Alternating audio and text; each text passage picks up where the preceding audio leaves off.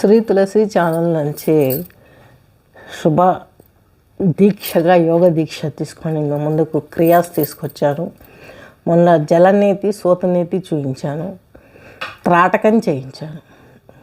అలాగే త్రాటకం అంటే ఏంటి, ఈ యొక్క ఐ ఎక్సర్సైజ్ చూపించాను. ఇప్పుడు త్రాటకం అంటే ఏంటో చేద్దాం. ఈ యొక్క లైట్ను తదేకంగా చూస్తూ ఉండాలి, రెప్ప వాల్చకుండా వీలున్నంతసేపు. ఇలా చూడడం వల్ల కళ్ళకు సంబంధించినటువంటి రుగ్మతలు దూరం అవుతాయి, కళ్ళు ఎక్కువ కాలం పనిచేస్తాయి. స్టార్ట్ చేస్తున్నాను. ముందు దీపారాధన చుట్టూ ఉన్నటువంటి ఆ రెడ్ లేయర్ని గమనించాలి.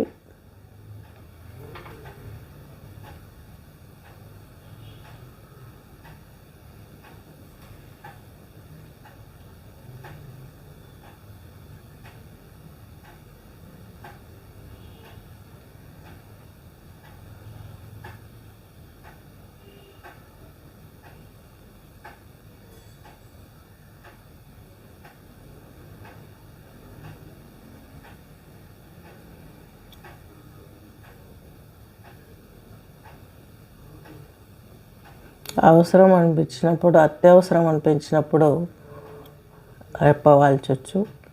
ఇప్పుడు దీపారాధనలో ఎక్కువ శాతం ఉన్నటువంటి ఎల్లో లేయర్ని చూడాలి.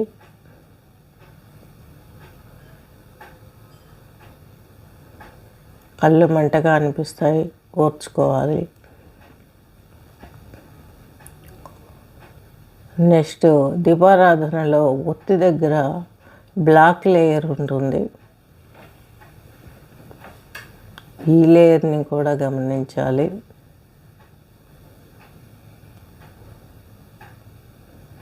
వీలున్నంత వరకు కనురెప్ప వాల్చకూడదు.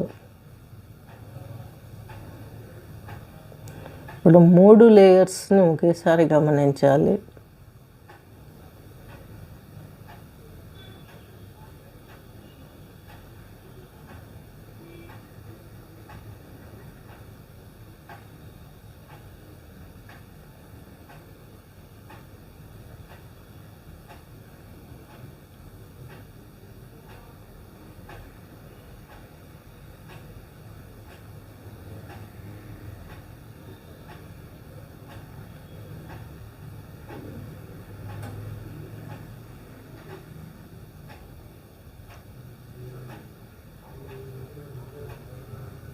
అలాగే బాహ్యంగా దర్శించిన త్రాటకాన్ని అంతర్గతంగా హృదయ చక్రంలో నిలుపుకోవాలి.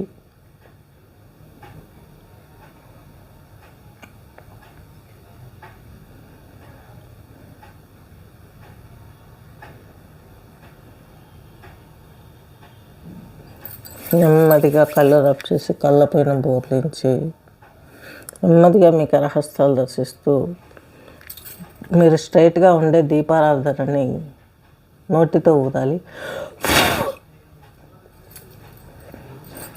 ఇది త్రాటకం. ఐ ఎక్సర్సైజ్ చేసిన తర్వాత ఈ త్రాటకం చేయాలి. ఇంకా దౌతిక క్రియలలోకి వెళ్ళినట్లయితే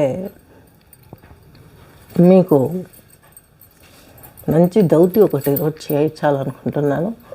మనకు దౌతిక క్రియలలో శంఖ ప్రక్షాళన, అలాగే నెక్స్ట్ వచ్చేసి ఈ యొక్క వాటర్ తోటి వామిటింగ్ చేసుకోవటం ఇవంటాయి.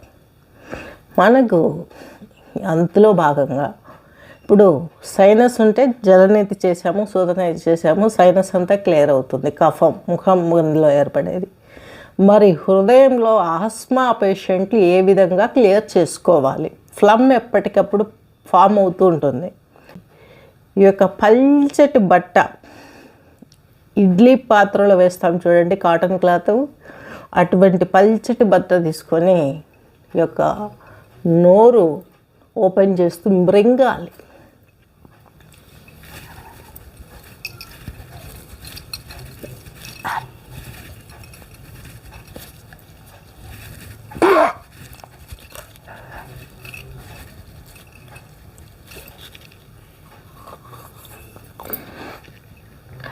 ఈ విధంగా చేసినప్పుడు ఇక్కడి వరకు వెళ్ళి క్లాత్ అక్కడ ఉన్న పసిని బయటకు తీస్తుంది. స్వస్తి.